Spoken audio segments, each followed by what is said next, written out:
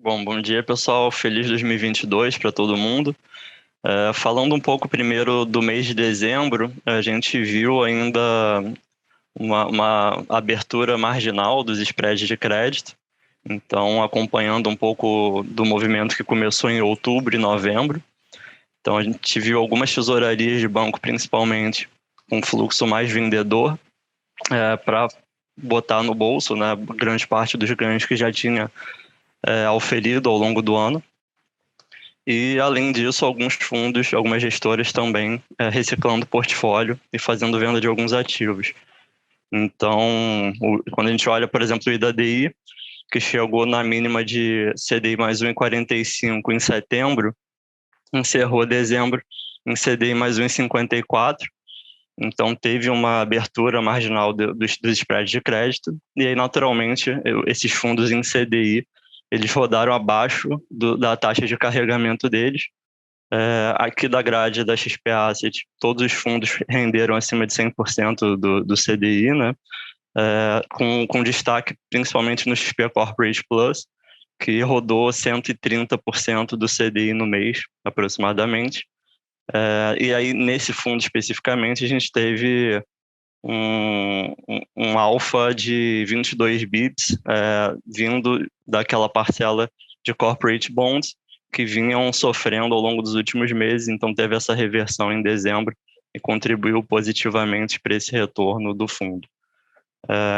Agora, falando um pouco mais do cenário prospectivo para 2022, né, a gente viu aqui o CDI ao longo de 2019 em torno de 6%, em 2020 ao longo de por volta de 2,77%, 2021 4,40%, e agora a gente já inicia 2022 com uma Selic de 9,25% e com uma perspectiva de passar ao longo desse ano perto de 12%. Então, naturalmente, isso traz um apelo e um apetite para a classe de ativos muito grande. Então, de modo geral, a indústria segue muito saudável, com captações bastante interessantes para a indústria e para os nossos fundos também. E aí, quando a gente olha esse cenário, né, de Selic mais alta, né, pô, a gente está vendo um patamar de juros que a gente não via desde 2017, e aliado a um spread de crédito que está ainda muito mais alto do que a média histórica pré-Covid. Então, quando a gente pega esse IDADI de 1,54, isso é comparado a um IDADI de dezembro de 19 de 1%. Então, a gente ainda tem um spread de crédito bem interessante. A gente aproveitou ao longo desses meses, né, de outubro, novembro e dezembro para fazer boas aquisições para os nossos mandados.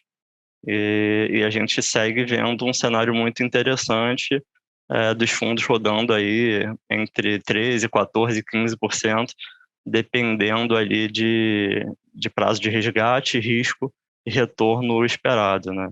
Então a gente fecha aqui o ano de 2021 e inicia o ano de 2022 com as carteiras de crédito em patamares de spread bem interessantes, acima de CDI mais 2%, CDI mais 3%, CDI mais 4%, dependendo, de novo, né, do apetite de risco e retorno de cada mandato.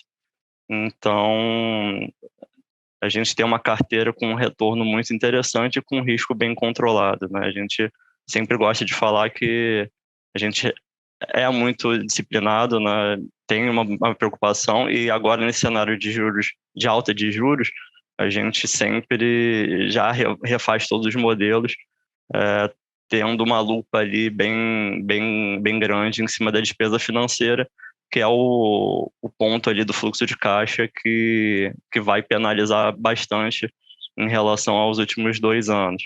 Então, a atenção redobrada, mas a gente tem uma carteira que está muito saudável, né? A gente tem visto reportes atrás de reportes com resultados muito fortes, e a gente também tem evitado muitas empresas que estavam mais agressivas em M&A, fazendo muitas aquisições, principalmente via alavancagem. Então, a gente entra em 2022 com os portfólios com perfil de crédito, né, com risco baixo e com um spread médio muito interessante para surfar essa alta do CDI. Então, acho que do ano de 2021 vale ressaltar ali a performance do XP Corporate Lite, que entregou no ano 7,11%, então 162% do CDI aproximadamente, e quase 2,70% acima do CDI do ano. E o XP Corporate Plus também, que entregou 7,37% no ano, né, um retorno de 167% e 75% do CDI, quase 3% acima do CDI no ano. O XP debêntures incentivadas, ele teve uma performance no mês de 0,84%, 0,85%, e acabou o ano também entregando 5,1%, já isento de imposto de renda para os cotistas. E o XP debêntures incentivadas RED terminou o ano, né, com um retorno de 7,82%, o que dá 177,84% do CDI no ano, isso também já isento de imposto de renda.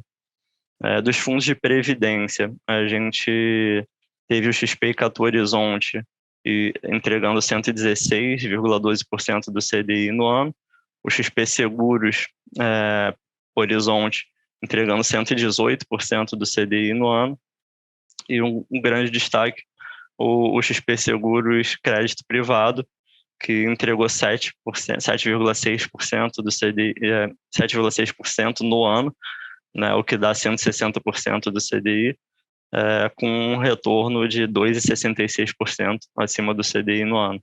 Então, é um fundo de previdência que tem captado bastante nos últimos meses.